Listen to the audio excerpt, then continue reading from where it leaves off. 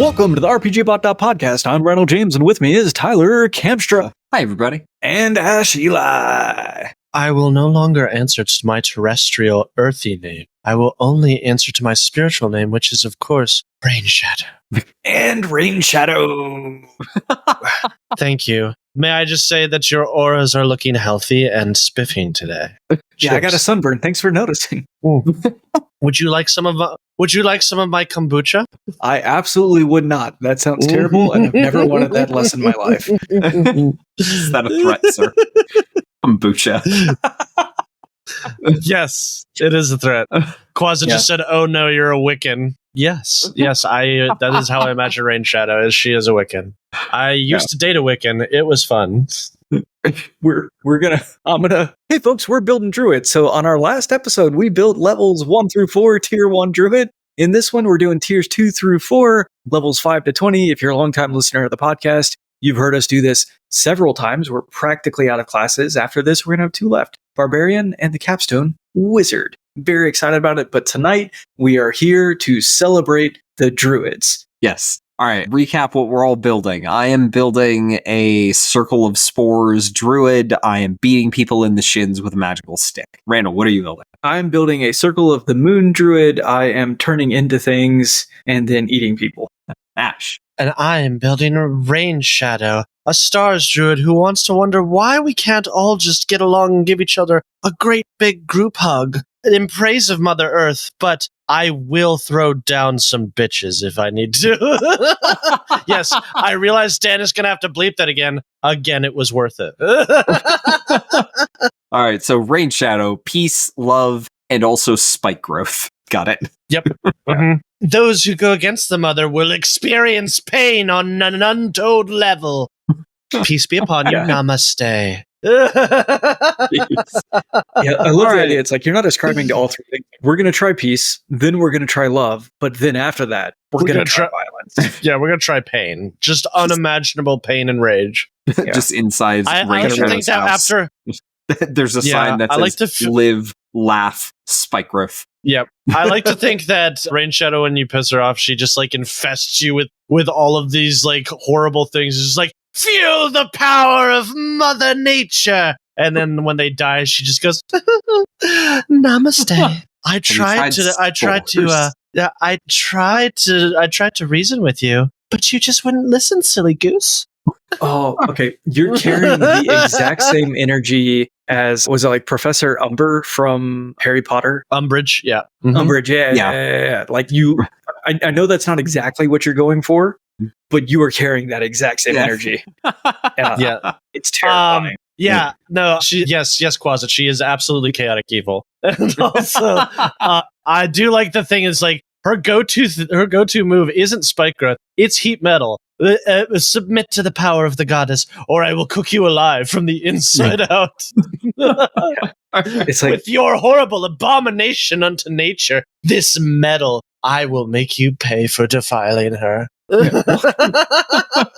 Why does this druid keep giving all of her enemies like really nice metal armor? It's because she likes to offerings everywhere. She likes to cook them. That's why. Yeah. All right. Okay. So those are the characters we're building. And basically, with everything that we've just done, you're caught up. Welcome to episode 2.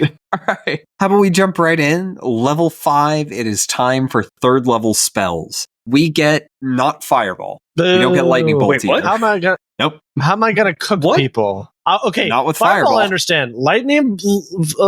Fireball, I understand, but why not Lightning Bolt? Come on, that's such a nature-y spell. Give us Lightning Bolt. You get Call Lightning. But we do get, exactly, and that's so much fun. For all the situations where we happen to be outside and not in a dungeon or like a building or like a town hall or you a can cave. You can summon Call Lightning indoors. It doesn't say you can't. In fact, that is highly correct. Yeah. There's some question about how it works, because like based on the spell description, you summon a cloud in place directly over you, and the lightning bolts go from the cloud to your target, but it doesn't say anything about how cover works. It's like if you go down a hallway from where the cloud is, the lightning bolt goes from the cloud down the hallway around whatever and hits. Like there's some suspension of disbelief. Call Lightning, though, unless you're going to be Like, unless you have a stupid amount of time to attack enemies and, like, not be assailed, it's just really not that good. 3d10 damage isn't enough for a 3rd level spell. It's single target. Like, Baldur's Gate 3 made it a small area effect, which made it so much better. But in the 5e rules, it is single target every time you use an action. Now, fun trick you can do with Wild Shape, you turn into an animal. You cast Call Lightning, you turn into an animal, you walk into a place, and you spot as an animal. It's like you're a squirrel or a pigeon or something. You can still use Call Lightning. There's no components to call the lightning. So you're just sitting there doing animal stuff, and lightning's coming down and zapping people. Druids. Oh yeah, okay. That is fun. All right, I want to read this right quick, just because you both told me, like, no, don't worry about this. Okay. A storm cloud appears in the shape of a cylinder that is 10 feet tall with a 60-foot radius, centered on a point you can see within range directly above you. The spell fails if you can't see a point in the air where the storm cloud could appear. For example, if you are in a room that can't accommodate the cloud. Yeah, so the room has to be big enough for that great big storm cloud. Yeah, so the room has to be at least 15 feet tall. You occupy the first 5 feet, it occupies the next 10 feet, and it has to have a 60-foot radius circle. Boo! Just let us use it like in Baldur's Gate. It was so much better in Baldur's Gate. Holy crap. It really was. Now, the other fun thing is if there's stormy conditions, you get an extra 1d10 outside, which the same way that you were talking... Still lame. Yeah. No. Okay, I'm with you, Ash. But the same way you were talking about, like, imagine as a DM, like, every time they walk into combat, they're like, are they wearing armor? Is it metal? Is anybody wearing metal? Like, you have that problem. Here you have the problem. It's like, oh, we're fighting outside now. Fighting outside's exciting. Is it stormy outside? Let me ask you a question. In this game called Dungeons and Dragons, how many times have you fought outside? All the time. A lot. Really? And like usually 50-50. Not dragons. That's true. Well, okay, take Rime of the Frost Maiden. I feel like practically all of the combat in that entire game was outside. That's true. Fair enough. I guess it depends on what game you're playing. Well, if you're playing a dungeon crawl, this spell sucks. Yes, it does. 100% it does. But then again, why would the druid want to go indoors? They're outdoorsy because you're playing Tomb of Annihilation and you want to figure out what's happening with Chult because you care about it, and you realize that most of your spells are bad. That's fair. Okay. You know what's better than Call Lightning in any situation? Summon Fae. Do that instead.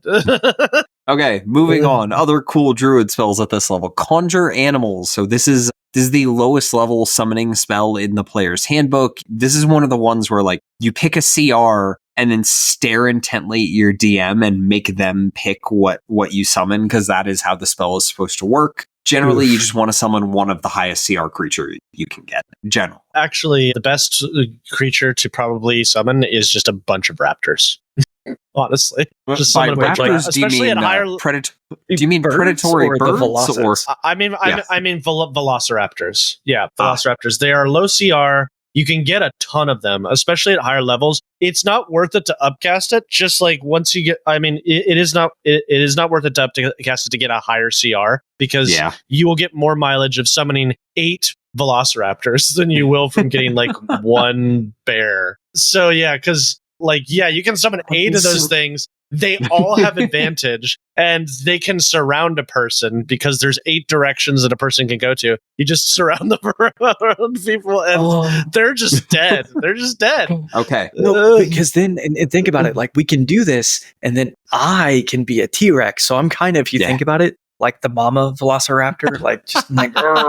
Also, if you think that I'm tripping, and Velociraptor, they're like, come on, Asher, Velociraptors aren't that bad. Why don't you ask Quasit? Because I used Velociraptors on him in the party, and they were level 8, and they were tearing them apart. So, Velociraptors are pretty scary, no matter what level they're up against. If there's a lot of them. CR 1/4, they have pack tactics and 2 attacks each. Like, it's pretty solid, Yeah, and all of them have advantage. Yeah, it's insane. Yeah, nothing better. All right, now counterpoint: cows. Counterpoint? Cows. What? Yeah. Okay. What? So velociraptors, they're tiny. They're not going to block space on the battlefield, but you can summon 8 CR1/4 cows at this level. They're large, so they take up a ton of space. They've got 15 hit points, so they take a while to get through. And their attack is actually pretty decent. They have a charge trait, so if they move 20 feet straight, they do an extra 2d6 damage. So they can do 3d6 plus 4 damage on a charge. Pretty good. Also, they have enough hit points that you can perform what I'm going to affectionately call the summon creature bomb, where you summon all 8 of those creatures in a space way up there at the maximum of the 60-foot range directly above your target. They then fall and split the falling damage between themselves and whatever they land on. So 6d6 split between 2 creatures. Each cow is going to take roughly 3d6 damage, so about 10 damage, which isn't enough to kill them. And then you have all of these cows that fall on your target and then end up in the nearest unoccupied space. So your target takes a ton of automatic bludgeoning damage, and then they're surrounded by cows. Okay, are they also knocked prone when that happens? They are, but who cares? So you're just summoning a cow bomb on them. That's pretty funny. I mean, the target knocked prone when they're hit with all these falling cows. Yes, they are. So that's great too. Yeah. Also, something I just realized. So I thought you could get up to 8 velociraptors or cows if you upcast it. No, that's just baseline. You can get 8 of those. If you upcast it, so at 5th level, you could get 16 velociraptors or cows. At 7th level, at 7th level, you could get what's 3 times 8? 24. Just so many. 24 velociraptors or cows, and then at 9th level, I don't know why you would use a 9th level spell on this, but it's funny. Yeah. it's just so many of them. From now on, summoning cows to fall from the sky onto our enemies, that will be known as the Twister Gambit. Twister Gambit, I love it. All right. Okay. Quasit also suggests CR 1/8 Bloodhawks. Yeah, they give up multi-attack, but they get flight compared to Velociraptors. I really like Bloodhawks just for forcing enemies to break concentration. And I believe that they're also small, so they do occupy space. Tiny creatures, anything bigger than tiny, can just move through their space. Small creatures, they can't. So, there's a trade-off there. Yeah, but again, you send 24 raptors at it doesn't matter if you're a dragon. It's just, that's a lot of things on the board that have a lot of actions and they all have advantage against you. That's the same. Yeah. Let's see. And okay. It's stupid and hilarious. It is definitely something that Rain Shadow is absolutely going to do. Children, feast on their flesh. Show them the glory of the goddess. Right. Okay, other cool spells at this level. Dispel Magic, Elemental Weapon. Erupting Earth is the closest we get to Fireball. It's not a ton of damage, but it's not a ton of damage compared to Fireball, but it also leaves difficult terrain, so you get a little bit of area control too, which is great. Plant growth. Nice. So plant growth is a weird one. It only works when there are plants, but it doesn't specify what state those plants need to be in. Although, if they're dead, they're not a plant anymore, I guess. I don't know. So there's nothing stopping you from dropping a potted plant and then casting plant growth on it and turning it into a giant spherical area of quadruple difficult terrain. That makes sense. It's a little silly. Yeah. It's also the most difficult terrain that you can possibly get because it's basically if you have 30 movement speed, it means you can effectively only move 1 square at a time. It's brutal. Yes. Yeah. We also get Revivify at this level. Ash called out Summon Fae. There's a bunch of other spells in here. Most of the options are actually pretty bad, which is unfortunate. But yeah. Don't take Sleet Storm. I can see you. I can see the new player who they see, Ice Storm. No. Sleet Storm is bad. Don't use it. It's a trap. It's a trap. Don't use it. It's so good in Baldur's Gate 3 because knocking creatures prone takes their action to stand back up. Yeah, no, that is cool. But even in Baldur's Gate, it wasn't a great spell. It was fine. But don't do it. How do you feel about Elemental Weapon? It's fine. It's a great... You're not going to be in melee a lot. It's a great buff to share with an ally. If you have somebody who's making a ton of attacks, then it's awesome. Here's a question. for would this apply to Randall? Like, would you allow a moon druid to cast elemental weapon on, like, say, their claws, like when they turn into a bear? Rules as written, they're not a weapon, so I'm going to say no. But it would be nice if there was some kind of spell that buffed, like, natural weapons and unarmed strikes and things like that. Yeah, I agree. Because we've all wanted a T-Rex with fire hands. Yeah, we have. Yeah. So that was just 5th level. We gotta keep going if we're gonna. Yeah, we do. This. All right, level 6 subclass feature. What does everybody get? I get Cosmic Omen. Whenever I finish a long rest, I can consult my star map, which in this case, if you forgot, it's a little crystal that I can project my star map out of. When you do so, roll a die. Until you finish your next long rest, you gain access to a special reaction based on whether you rolled an even or an odd number on the die. If it's even, it's wheel, which means whenever a creature I can see within 30 feet of me is about to take an attack roll, a saving throw, or ability check, you can use a reaction to roll a d6 and add in the number rolled to the total, which is basically like better bardic inspiration. Because there's no limit to it, and I can do it as a reaction, which is incredible. Here, take my blessing! Or whoa, which is going to make Rain Shadow even more scary. Whenever a creature you can see within 30 feet of you is about to make an attack roll, ability check, or saving throw, you roll a d6 and subtract the number rolled from the total. No! That's basically what you're saying. The goddess says no. There is a limit to it. So you can use this reaction a number of times equal to your proficiency bonus. So it's still good, though. As a reaction, it's pretty... reaction, better, bless, or bane, essentially, is what it is. Exactly. Randall, what do you get? All right. What we're all here for, and I called this out earlier, but I want to come back and specifically call it again, circle forms. So starting at 6th level, you can transform into a beast with a challenge rating as high as your druid level divided by 3. I can turn into CR2 beast now, and I'm very excited about it. Okay, but that's actually not it. Okay, so Primal Strike, starting at 6th level, your attacks in beast form count as magical for the purpose of overcoming resistance and immunity to non-magical attacks and damage. And this is wonderful because as a druid, I do not get access to the magic weapon spell. Correct. Yeah, this is a really good level for you. Like, level 2 is absolutely amazing for Moon Druid. Like, at that point, you're arguably, like, at level 2, Circle of the Moon Druid is arguably the most powerful character. Just bar none. Wait, level 2 or level 6? 2. Level 6 is another pretty big spike for you where you get some really, really cool stuff. Like, the new forms are really great. You can turn into an Allosaurus. It's not a good idea, but you can. I could, if I wanted to, for the memes. Yeah. Okay. I get... Let's see. So, level 5, I got the ability to cast Animate Dead, so I've probably got some zombies towing around behind me at this point. I also get Fungal Infestation. If a beast or humanoid that is small or medium dies within 10 feet of me, I can use my reaction to reanimate it, causing it to stand up immediately with 1 hit point as a zombie. So it only lasts 1 hour. It only has 1 hit point. So like a stiff breeze is going to knock it over. But I can do that a number of times per day called my wisdom modifier. And that's pretty cool. Yeah, it's just more minions. Also, a really cool power in Baldur's Gate because your fungal minions got a debuff on them that when they killed a creature, it would raise them as a zombie under your control. It was so contagious. Yep. They actually did last of It us. was so... that spiraled super quick in Baldur's Gate. It was one of the most fun times I've ever had. That's the best way to play Diablo 2. Yeah. Yeah. Yeah, man, you get a Necromancer, an Oathbreaker Paladin, and a Circle of Spores Druid in a party, and you are in good shape. Yep. Yeah, it trivializes the game. Following you. Mm-hmm. Yeah, and summons don't require concentration in Baldur's Gate either. Yeah. It's so stupid. What were they thinking?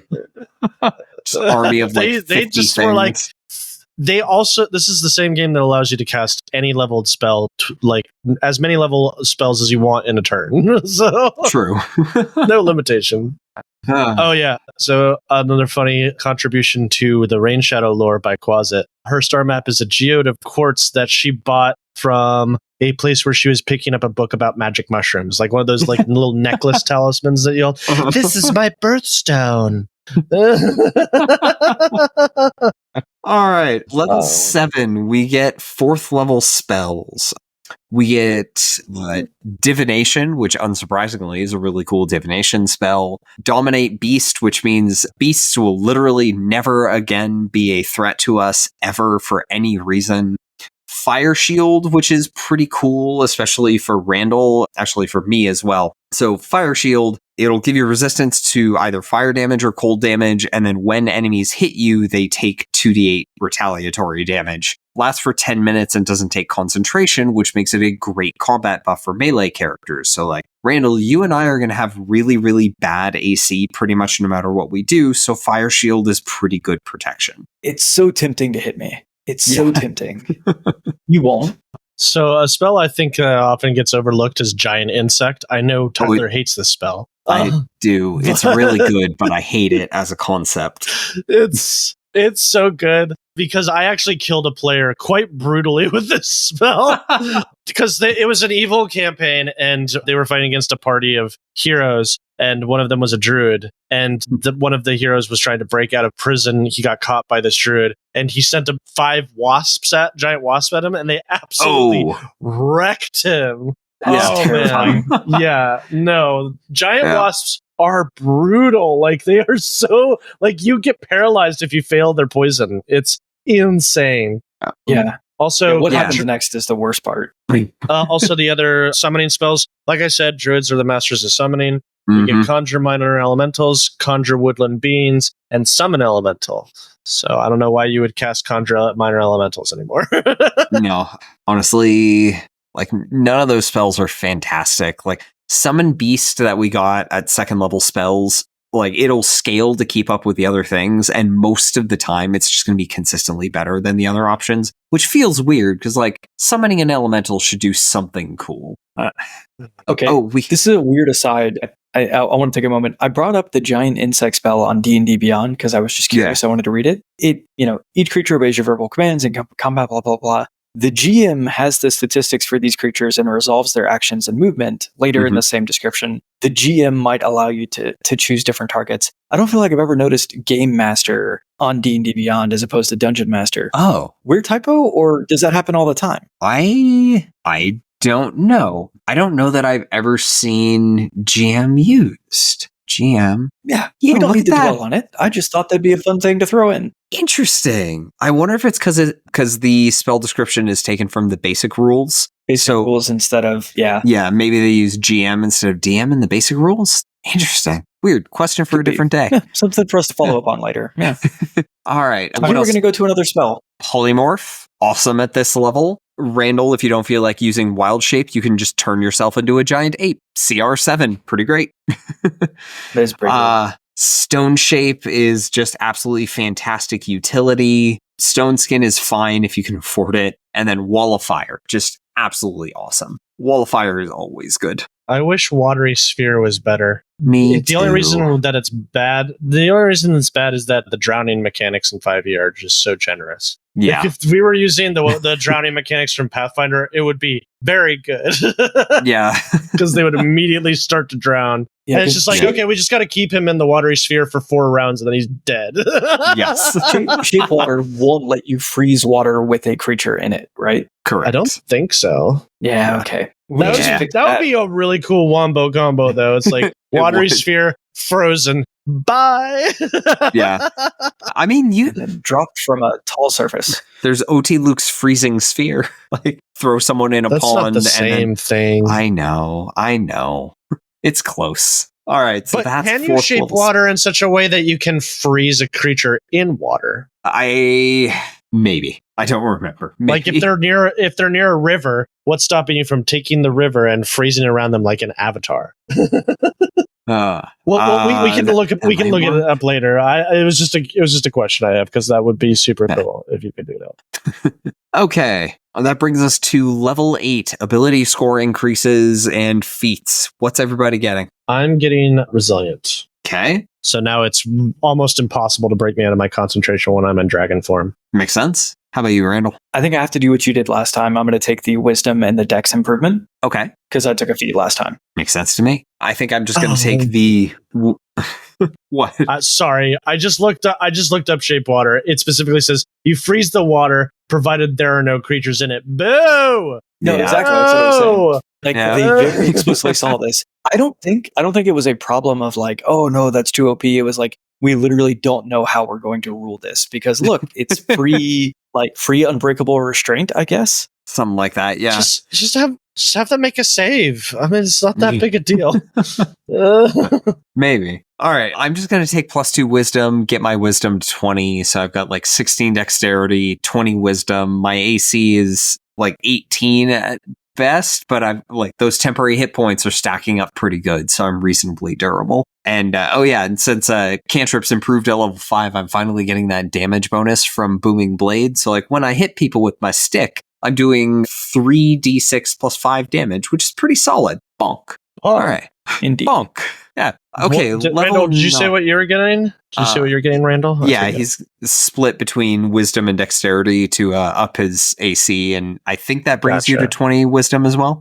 I would have started at 17, right? Yeah, probably. Yeah, so I think I'm at 18 because this is only our second ASI feat. Yeah. So I'm not at 20 yet, but I'll get there. Yeah. Okay, so level 9, 5th level spells. We get some more weird stuff. Oh boy, anti-life shell. I might use that to keep enemies from attacking me. Because I want to go over there and I want to be able to hit them. I don't want them to be able to hit me because I worry about those temporary hit points with my terrible AC. So I might give that a look. Cone of Cold is pretty decent area damage. Conjure Elemental works just like Conjure Animals, but for elementals. And there's conspicuously, it only lets you use the fire elemental, air elemental, etc. Nothing else. Very frustrating. Yeah. Contagion is weird and complicated, but it can be pretty good. We get we've been getting like Healing Word and Lesser Restoration, all those things, just like a cleric. They even added Revivify to the Druid spell list in Tasha's. So like we can keep pace with the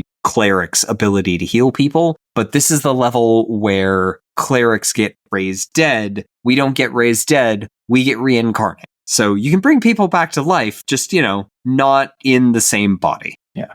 If I'm Rain Shadow, I prefer it. You were not preordained to stay in that body. Yeah. Oh, we get Summon Draconic Spirit at this level. I love that one. Yeah. Okay. I might switch to using that as like my main concentration option, then ride around on its back and bonk people with my club. Let's see. So most of the best spells we get at this level are area control spells. So we get Insect Plague, which is area control, Maelstrom, which is area control, Transmute Rock, so you can turn rock into mud and back. That's area control, and then Wall of Stone, which is a combination of area control and utility. So like this is a great level for showing off what druids do really well, where you look at a battlefield and say like, no, this will not do. Shape it to your liking and then win the fight based on the parameters being in your favor. Okay, so for folks at home who are hearing the idea of Transmute Mock, I turn Transmute Mock, perfect. Transmute Rock, I turn rock into mud, I turn mud back into rock. Explain how that's an area of control spell. All right, so here, let's grab the spell description. Okay, loading. Okay, so Transmute Rock to Mud. Non-magical rock of any sort in the area becomes an equal volume of thick, flowing mud for the spell's duration, which is until dispelled. So each foot that a creature moves through the mud costs 4 feet of movement, so like double the effect of difficult terrain. And then creatures must also make a saving throw when it moves into the area first time on a turn or ends its turn there, and on a failed save, they're restrained. So this is conceptually similar to Web, except it cares less about having stuff to support it, and it can't be set on fire. And let's see, it can use an action to end the restrained condition on itself without a check, which is fine, but if they're in the middle of, but they waste a turn on it. Exactly. And it's a 40-foot cube. So like it's a pretty chunky area. And if you put an enemy in the center of it, like Ash called out with plant growth, if you have 30-foot speed, it costs 20 feet of movement to move 1 square. So unless you dash, you're moving 1 square per turn. So creatures in this thing, they're going to be in this thing for a while if they start at the middle. And then if they manage to get out, just shove them right back in. Take them off with cantrips. Yeah. Also, you can cast it on buildings to destroy them, which is fun. Like, just castle wall, mud. Yeah. That makes sense, though. It flows. Okay. Appreciate it. All right. So somewhere in here, I thought we got a wild shape. I missed it. Level 8, when we got that ability score increase, we got another wild shape improvement. So that's where we get the ability to turn into things that can fly. So Ash and I can turn into like bloodhawks and pigeons and owls and small things that can fly. Randall, you're turning into CR2 beasts that can fly. Like, what's a good example? A Quetzalcoatlus. Just imagine a pelican that's a dinosaur and it's 2 stories tall. Say that again. Quetzalcoatlus? Quetzalcoatl? I think it's a Quetzalcoatl. I don't know. No. Quetzalcoatl is the Mayan god. Aztec Quetzalcoatlus. God. Yeah. Aztec god. Yeah. Quetzalcoatlus is the dinosaur named after Quetzalcoatl. Or is it Quetzalcoatlus? I don't know. It could be. I don't know. Man. There's no pronunciation guide on Wikipedia. There is. I'm just too lazy to read it. But I can't read it. Yeah, it's phonetic spelling. What do all these symbols mean? There's an E in here. Why? Okay, cool. Hey, at least it's not Welsh. You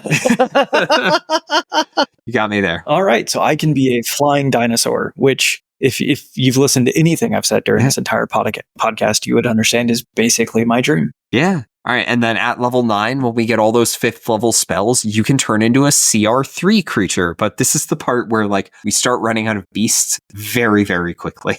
Yeah.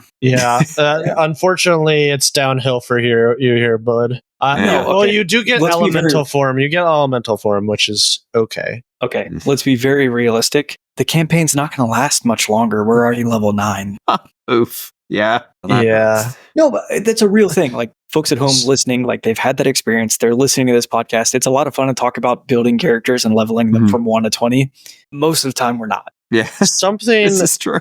Something that I think another Baldur's Gate improvement that I think would be good. I know that they may not do this, but like to improve the elemental form, let us turn into elemental myrmidons. Because at a higher level, because that would be very cool. They did that in Baldur's Gate. They did. You get to turn into an ankylosaurus or a giant scorpion or a spotted lion, whatever that is. What about a spotted dick? A pudding? We can't turn into a pudding. That wouldn't be allowed. Puddings are oozes because they're not beast. Yeah, exactly. They're oozes. Just ignoring Ash's bit entirely. All right, it's okay. Most people do. I haven't been doing good bits this episode. So, all right, some bangers. Okay, level 10. Before this turns into a 3-part episode, level 10, we get another subclass feature. Ash, what do you get? I get twinkling constellations. The constellations of my starry form improve. The D8 of the archer and the chalice becomes 2D8, and while the dragon is active, you have a flying speed of 20 feet and can hover. I am a god! I mean, not quite. Not as powerful as the goddess, but I am her humble servant. Now suffer the wrath of nature. She's just flying in the air, which is a spell that I am absolutely going to use as Rain Shadow Wrath of Nature because it's just hilarious. Moreover, at the start of each of your turns while in starry form, you can change which constellation glimmers on your body. Yeah. Being able to change is so good. Yep. It's so good. I am a scary star mage now. That's essentially what I am. All right, Randall, what do you get at level 10? I get Elemental Wild Shape. So at 10th level, I can expend 2 uses of Wild Shape at the same time to transform into an Air Elemental, an Earth Elemental, a Fire Elemental, a Water Elemental, or a Heart Elemental. Wait a minute. One of these doesn't belong. It does. You know it does. Okay, I get Spreading Spores. So do you remember my cool reaction damage thing that I could do? Now I can spend a bonus action. Pocket sand, the mushrooms. Basically, yeah. I can spend a bonus action and turn that into a cubic ongoing area effect, and when creatures move through it or start their turn there, they take the damage. So it's good for choke points. It frees up my reaction if I want to use it for other things. It's fine. I think with my specific build, I'm probably not going to use it a whole lot, but if I'm worried about opportunity attacks or something, I might. All right. Level 11, we get 6th level spells. I wish Bones of the Earth were cooler, but it requires a ceiling. We can get heal at this level. Wait, does it? Bones of the Earth, yeah. It doesn't require a ceiling. It comes out of the ground, damage, but yeah. But I mean, one of the cool things about it is that it's another like area control thing is that you can form it under people, lift yourself up so that creatures can't really hit you. It's like low grade fly. True. Or you can just take a creature out of the fight up 30 feet. So if he doesn't have a fly speed, he's basically stuck up there unless he wants to come down, unless he has a ranged attack or can fly. So if he wants to come down there, he has to jump off and take damage. Or they can just climb down.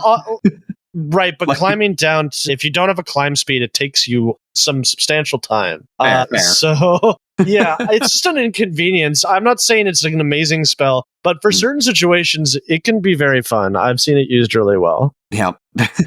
Let's see. Investiture of Stone is really good for me and Randall because it makes us really durable. Investiture of Wind gives you flight and ranged weapon attacks against you have disadvantage, which is neat. I already have that.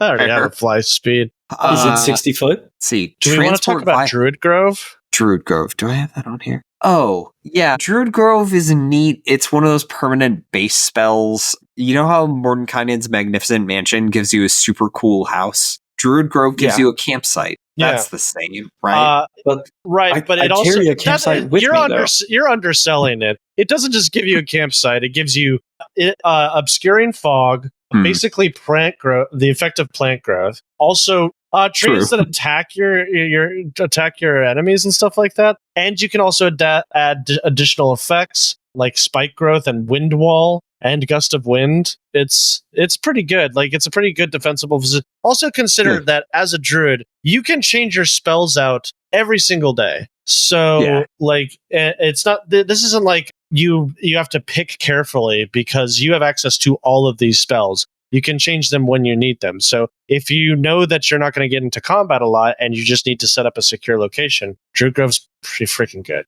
Spike growth in one location of your choice. Yep. Yeah. Yeah. You know the one thing that Druid Grove doesn't give you? Shelter from the elements. Fair enough. Fair enough. No, it's like you still have, but if you're a druid, your own hut or whatever.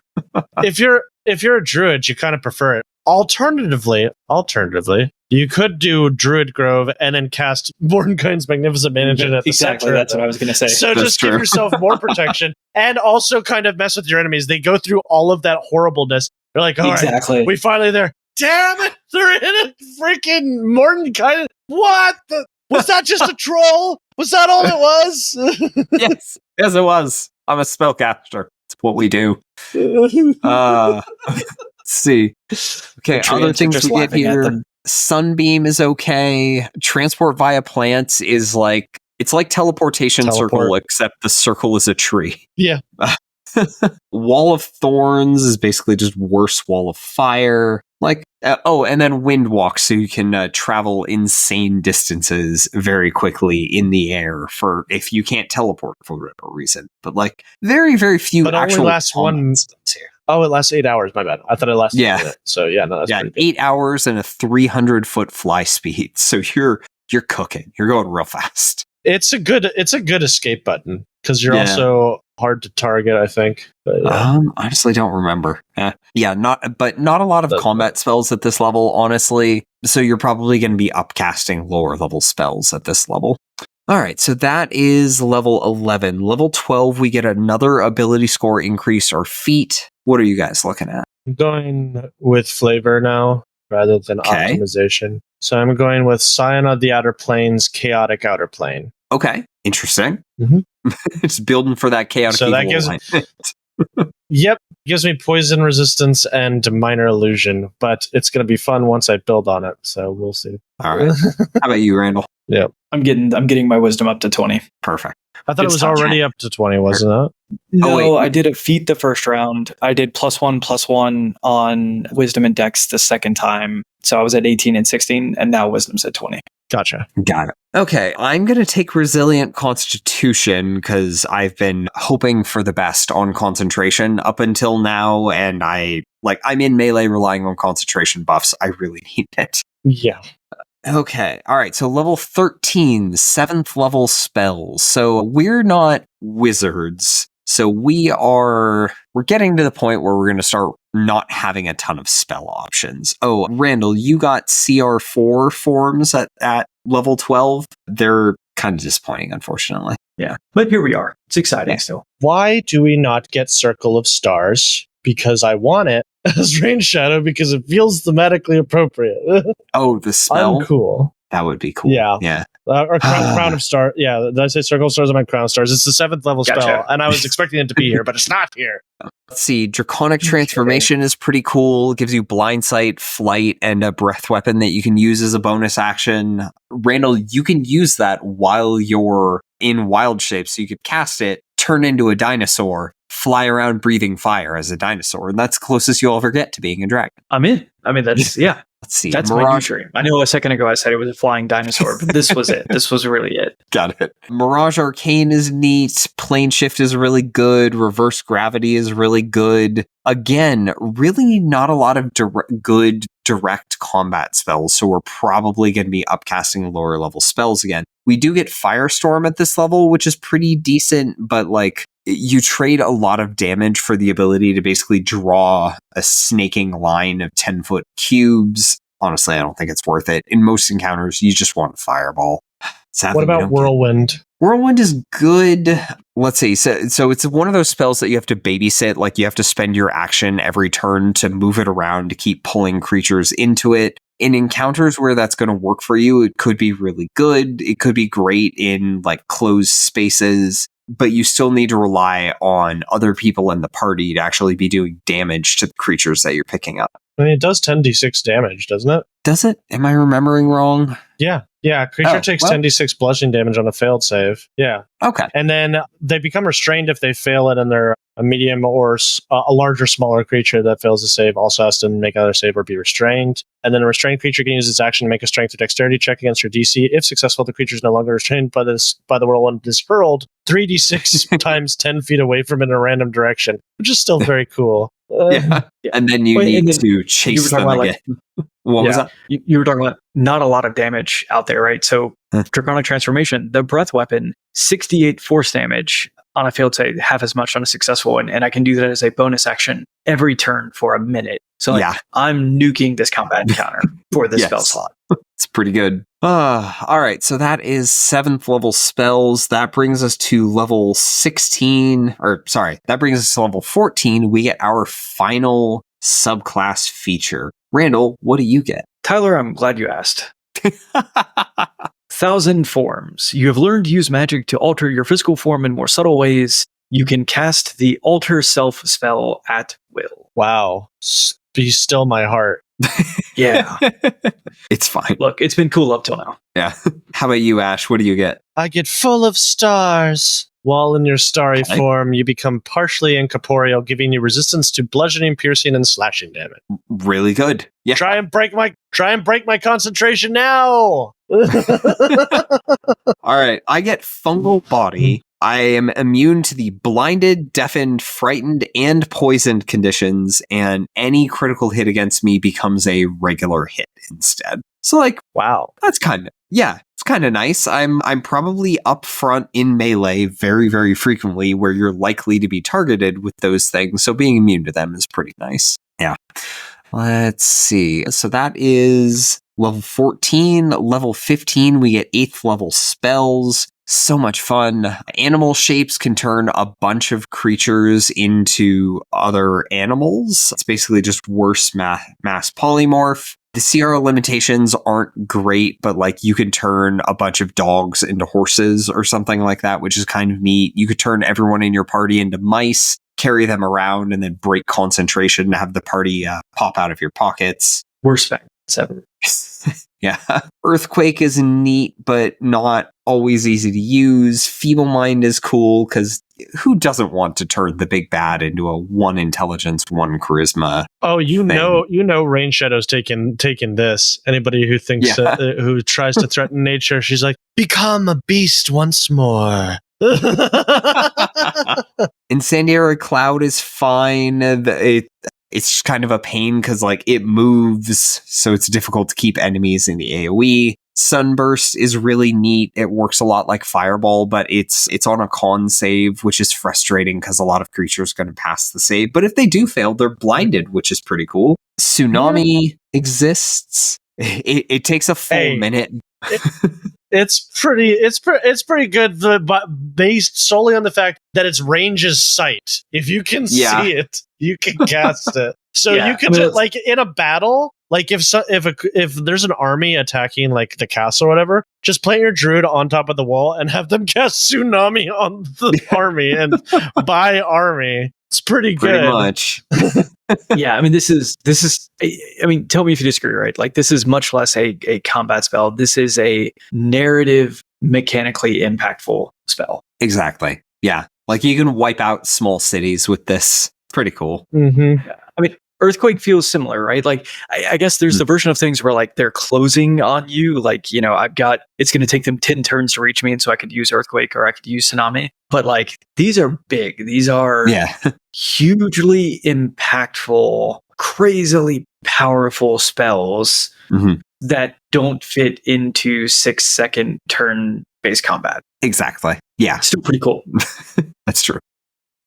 All right, so that is level 15. Level 16, we get another ability score increase or feat. What are you guys looking at? Oh boy, I'm getting Cohort of Chaos is what it's called. Okay. So 1 allows me to max out my wisdom because it gives me a +1. And whenever I roll a 1 or a 20 on an attack roll or saving throw, the magic of chaos flows through you. Roll D4 and consult the chaos flares to determine what happens. So the options are Battle Fury. A creature of your choice that you can see is filled with reckless fury. It has advantage on attack rolls and disadvantage on ability checks. 2, Disruption Field. Waves of energy ripple around you. Every creature that starts its turn within 5 feet of you or that moves into that area for the first time on its turn takes 1d8 force damage. 3, Unbound. When you move, you can use some or all of your walking speed to teleport yourself once, along with any equipment you're wearing or carrying, up to the distance used to an unoccupied space that you can see. 4, Wailing Winds. Winds swirl in a 15-foot radius around you. You and other creatures in that area have disadvantage on wisdom saving throws. So yeah. All right. It only lasts until the end of my next turn, but very thematically appropriate. Yeah. Pretty neat. She's just walking chaos of nature. It's just like, ah! All right. How about you, Randall? Right. I think I'm going to go for Resilient. I'm just going to try to, like, not that I'm relying on con save super much, not that I'm concentrating on so many things, but let's boost that. Let's just protect for it. Okay. All right. I think I'm going to take Warcaster at this level. Between Booming Blade and Warcaster, I can make myself really sticky. So like if an enemy tries to get away from me, I can hit them with Blindness, or I can hit them with Booming Blade so they take damage for moving. Like, I've got some good options to keep enemies from getting away from me. And between that and Resilient Constitution, I'm not breaking concentration. It's just not going to happen. Let's see. All right, so that is level 16, which is the end of tier 3. So let's talk a little bit about what do our tactics look like? Have they changed at all from lower tiers? Like, Ash, I think you've probably changed the most. What are you doing? Yep, I'm just flying around and just casting horrible spells at people. Like, mostly concentration-based spells. If we're outside, I'm casting Wrath of Nature on people and just making their lives a living hell. Anybody who dares to threaten me or think that they are better than me is getting feeble-minded. It's gonna be a great time, y'all. And also, I'm summoning just all the raptors, just all of the raptors, to kill all of my enemies.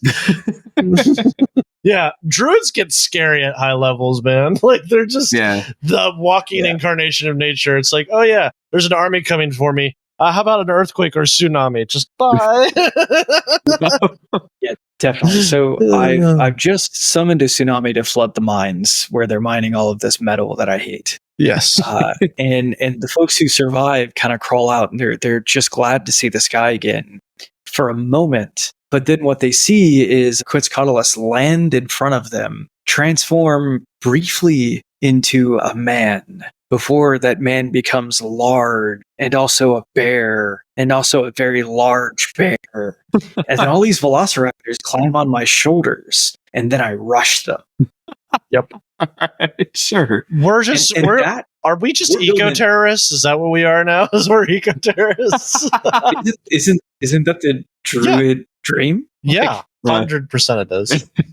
All right. My tactics haven't changed that much. It's basically just which buff spell am I running at any given point. So like my go-to tactic is still like I turn on Symbiotic Entity and I rush into melee. I'm probably running Draconic Transformation as much as I can because that gets me both flight and something cool to do with my bonus action.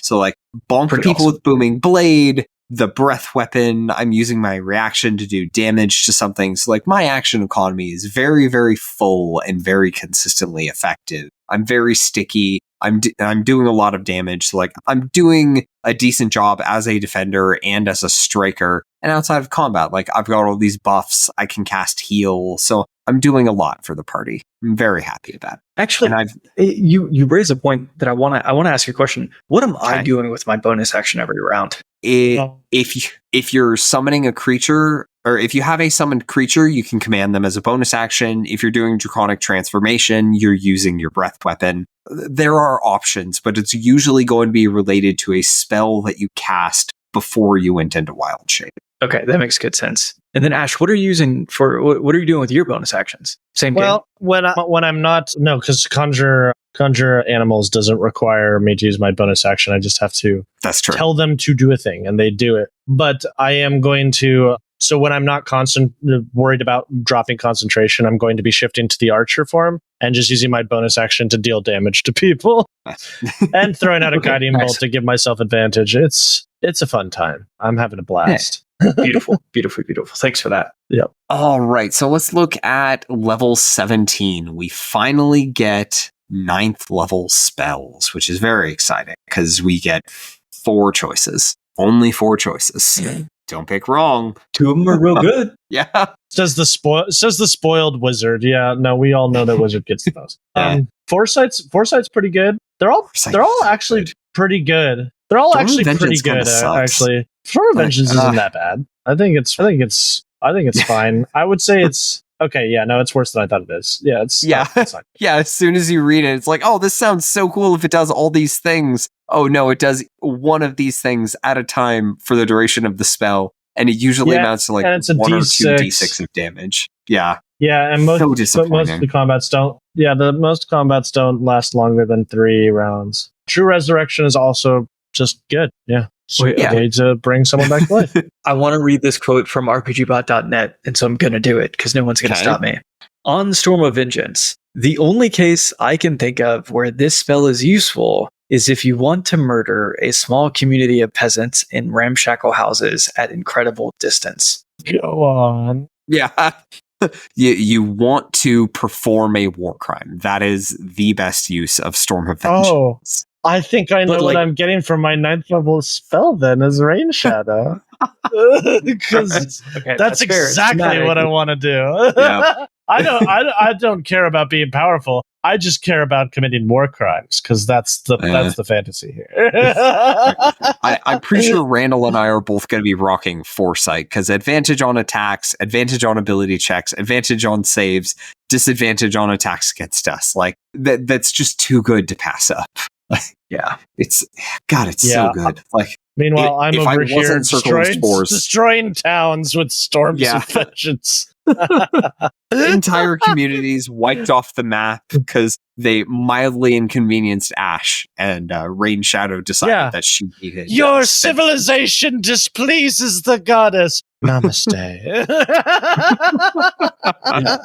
I mean, okay, to be clear, I want to do war crimes too. I just want to do the war crimes as a dinosaur. Well, then just go in there and eat some peasants. Get in there, buddy. I've softened them up for you. Look, all you have to do, Randall, is upcast Call Lightning to the highest level you can manage, and then wild shape into something, and you go in as a dinosaur, and you just drop lightning bolts one at a time for stupid amounts of damage on every random NPC you run into. Yeah, I'm into it. I feel like we're not going to do this for this podcast, okay? But be a fun game. Create using only the Druid class. Okay. and origin myth for the worship of a deity. I feel like that's not even hard. All right. Yeah.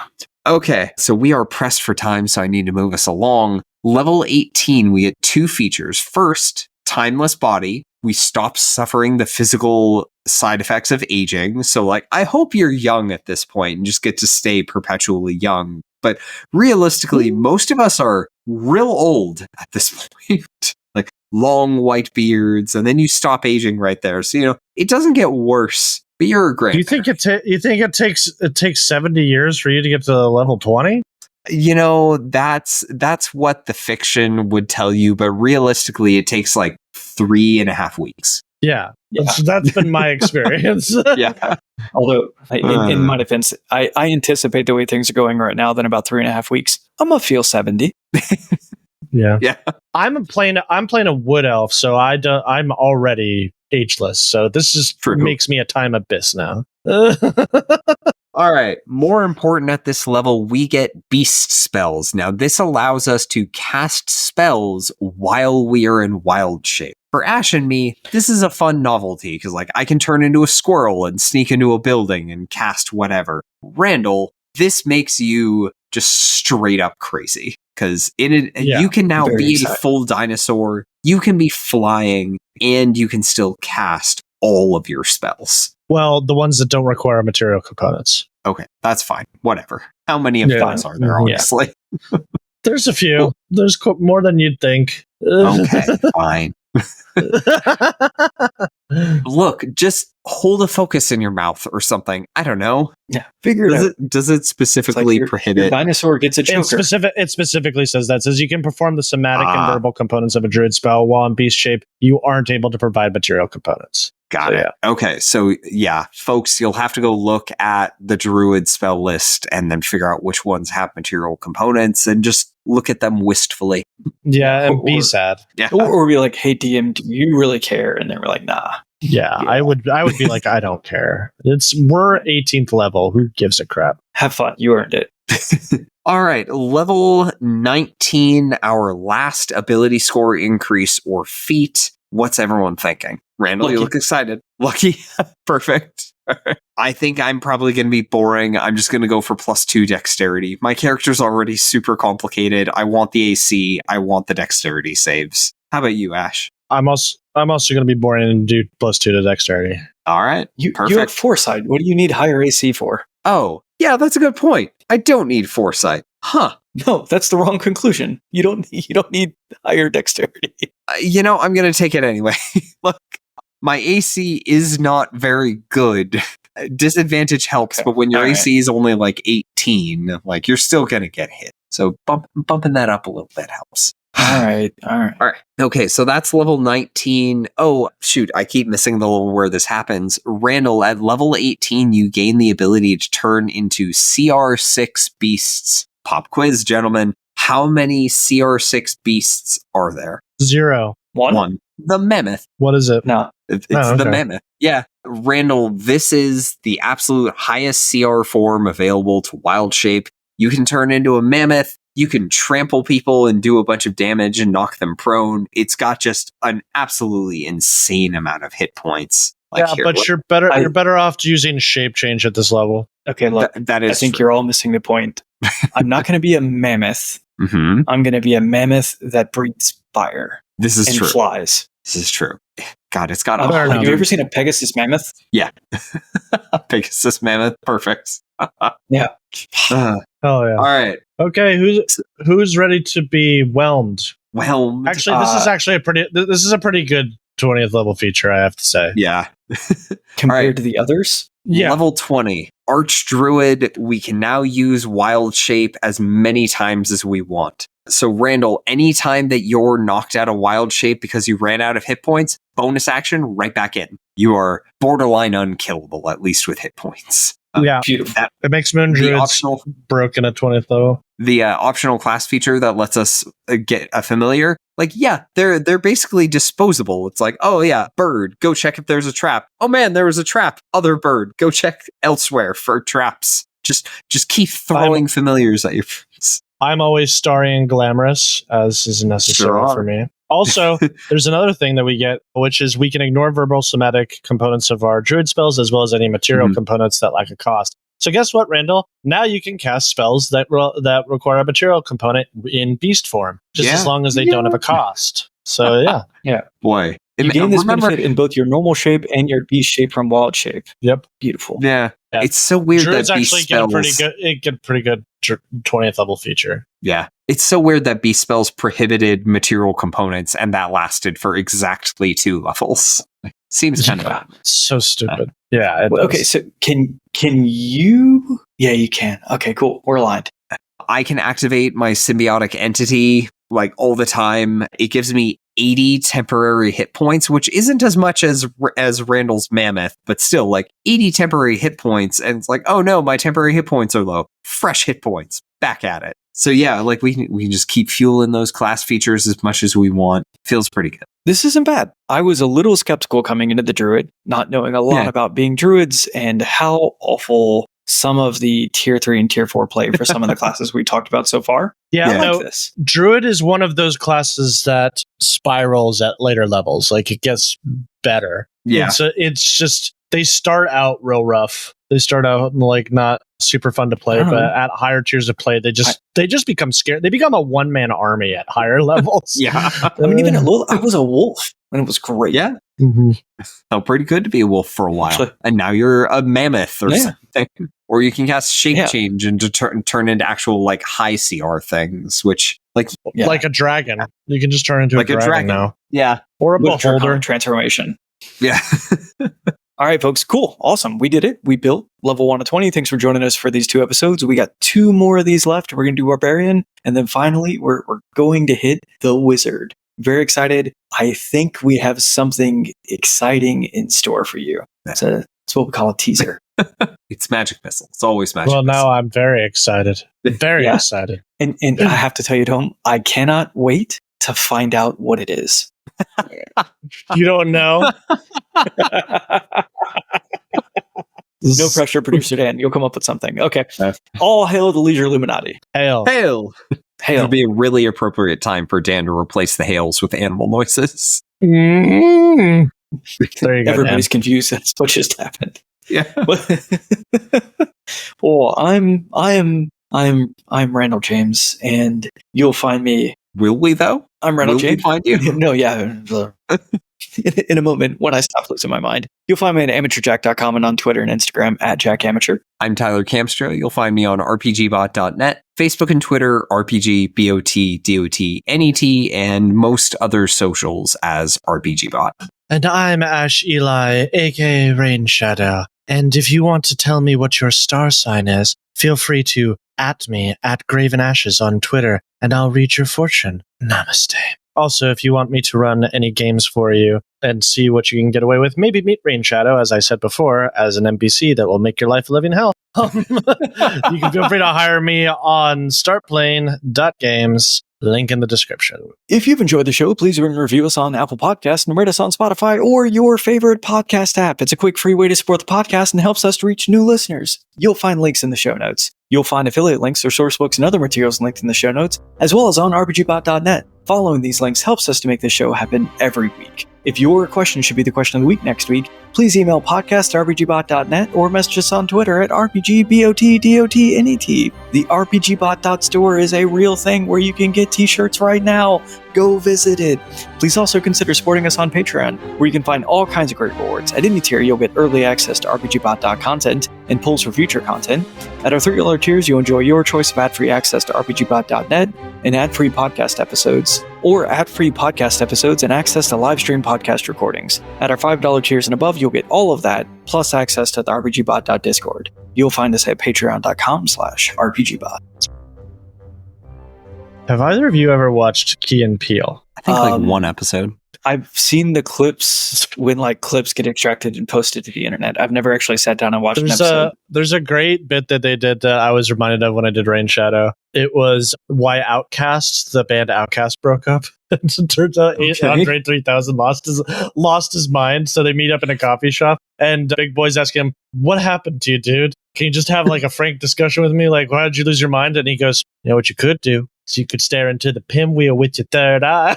He's like, I knew you were going to say some stupid crap like that. All right. I don't know why that came folks. to mind, but I love it. Shit's good. Yeah. All I right. love like that Peel then became A horror director. Yeah. one of the best of our time. Yeah. Yeah. Wildest career shift I've ever seen of a person. It's insane.